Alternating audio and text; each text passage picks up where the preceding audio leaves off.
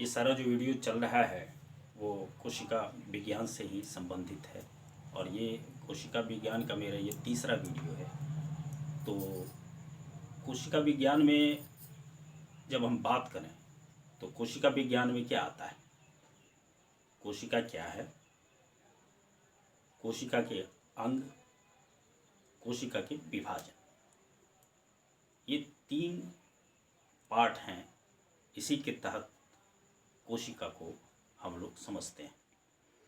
तो कोशिका में कोशिका की परिभाषा हमने चर्चा कर दी, कोशिका के अंगों के बारे में हम लोगों ने चर्चा कर दिया, कोशिका के सिद्धांत के बारे में हम लोगों ने चर्चा कर लिया है और कोशिका के जो एक और पार्ट है जिसका हम लोग अभी चर्चा करने वाले हैं और उसके बाद हम लोग चर्चा करेंगे कोशिका विभाजन का।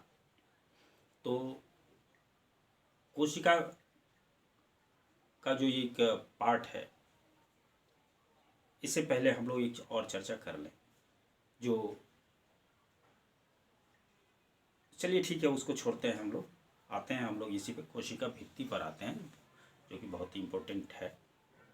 और तो कोशिका भित्ति क्या होता है कि दो प्रकार के जो प्लांट हो, एक प्लांट सेल होता है और दूसरा होता है आपको एनिमल सेल होता है। तो प्लांट सेल में जो पादप कोशिका है, पादप कोशिका में ही ये आपका ये सेल कोशिका भित्ति पाया जाता है, सेल वॉल पाया जाता है। और एनिमल में मतलब जंतु विज्ञान में इस प्रकार का सेल नहीं पाया जाता है। तो हम लोग जानते हैं, अक्सर प्रश्न भी पूछा जाता है कि कोशिका भित्ति किस चीज़ का बना होता है। तो कोशिका भित्ति हम ये सेलुलोज का बना होता है, ऐसा हम लोग जानते हैं। अब इस कोशिका भित्ति को हम दो पार्ट में समझेंगे। एक पार्ट हम समझेंगे कि शैवाल के लिए और दूसरा पार्ट समझेंगे हम लोग प्लांट के, दूसरे जो प्लांट हैं उसके बारे में समझेंगे। तो कुछ जो शैवाल है, शैवाल में जो आपका जो कोशिका भित्ति होती है वो तीन चार चीज़ों का बना होता है। एक तो सेलुलोज होता है, एक होता है गैलेक्टन होता है, और गैलेक्टन के बाद आपका मैनन होता है और कैल्शियम कार्बोनेट होता है। और दूसरा अगर चले दूसरे पादप में चले हम लोग तो वहाँ आपको मिलेगा आपको जो सेलुलोज और प्रोटीन और पैक्टिन, ये तीन चीज़ों का दूसरे जो पादप हैं वो तीन प्रकार के इसी प्रकार के तत्व में पाए जाते हैं। तो सामान्य रूप से यही प्रश्न बनता है कि सेलुलोज का जो है वो आवश्यक अंग है कोशिका भित्ति का, सेल वॉल का। अब आगे हम लोग चर्चा कर लें कि जो कोशिका विभाजन है, कोशिका विभाजन कैसे होता है। कोशिका विभाजन होता है लैंगिक जो कार्य होते हैं उससे होता है। लैंगिक कार्य क्या होते हैं, सभी लोगों को पता होगा लैंगिक कार्य क्या होता है। तो लैंगिक कार्य में क्या होता है कि जायगोट का निर्माण होता है, एक कोशिका का बना होता है जायगोट आपको, और उसी का बार बार विभाजन होता है। एक कोशिका का जायगोट होता है, उसी का बार बार विभाजन कोशिकाओं में, भिन्न अनेक कोशिकाओं में उसका एक कोशिका विभाजन दूसरे में, 2 से 4, 4 से 6, इस तरह से लाखों सैकड़ों लाखों की संख्या में, जो करोड़ों की संख्या में सेल का निर्माण होता है।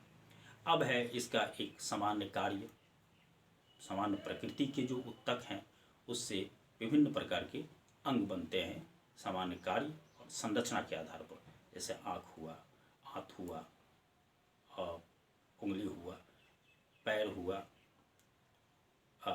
फेफड़ा हुआ, लीवर हुआ। इन सारे जो अंग हैं वो विभिन्न प्रकार के एक समान ऊतकों से बना होता है। समान प्रकार के इसके क्या हम लोगों ने देखा ऊतक कैसे बनता है, समान कार्य और संरचना के आधार पर एक ग्रुप वाले का ऊतक बनता है। और विभिन्न प्रकार के जो समान ऊतक होते हैं, समान प्रकार के संरचना और कार्य वाले, वो विभिन्न प्रकार के ऊतक मिलकर के एक अंग का निर्माण करते हैं। जैसे आँख हुआ, हाथ हुआ, ये इस टाइप का बनते हैं। और उनसे क्या होता है, इस विभिन्न प्रकार के जो अंग होते हैं, आँख, कान, नाक, त्वचा, जीभ, इन सभी इस अंग से क्या होता है, एक शरीर का निर्माण होता है। तो ये जो ये जो कोशिका विभाजन है, इसको सेल डिवीजन कहा जाता है। ये कोशिका विभाजन 2 चरणों में होता है।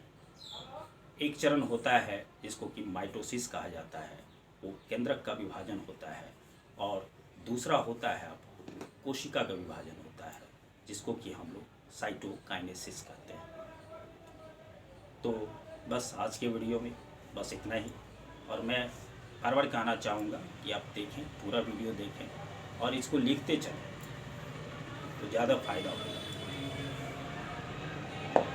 बस आज के वीडियो में बस इतना ही, फिर मिलते हैं